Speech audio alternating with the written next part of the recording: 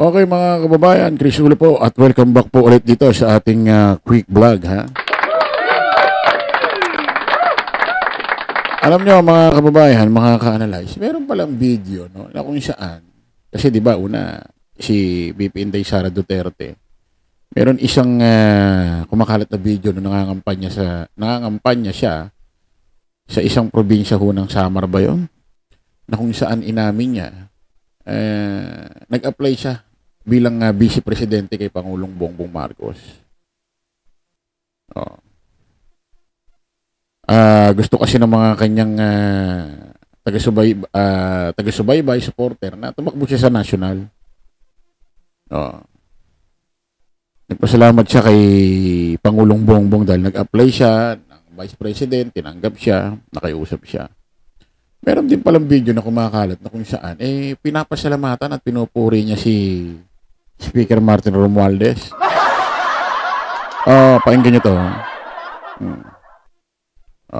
Actually, silang dalawa nung wait lang.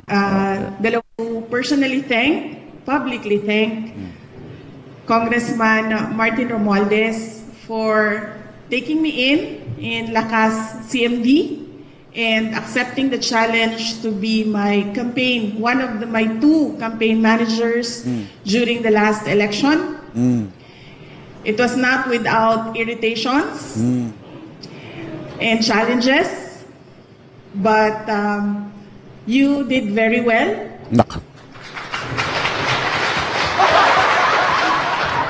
32.2 million votes. You did it all.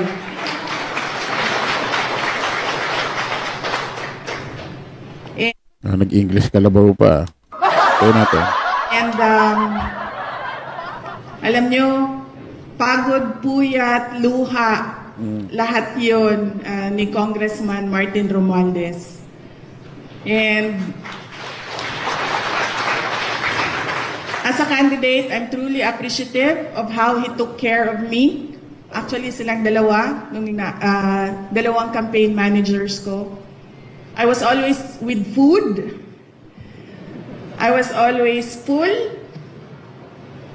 And lagi silang nagpapalitan na nagpapadala ng pagkain sa akin. So one campaign manager will send today, the next day, the other campaign manager will send me food. Okay, namin niya mga kababayan na ito pala si Speaker Martin Romualdez, naging campaign manager daw ni VP Inday Sara Duterte. Talaga ba?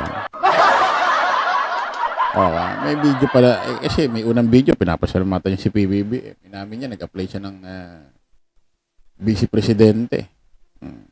Hindi tulad ng mga sinasabi niya noong nakaraan. Kaya siya daw nakiusap ito si Amy Mangusin. At ito si Pangulong Bongbong Marcos na mag-apply kami sa iyo kasi kung hindi kami mananalo. Yung pala siya nag-apply. Ngayon naman, pinapasalamatan niya si Speaker Martin Romualdez, naging campaign manager niya. May mga utang na loob ka pala sa magpinsan, ano? Okay, maraming salamat po mga kababayan. Kita-kita ulit tayo sa panibagong vlog. Okay, thank you.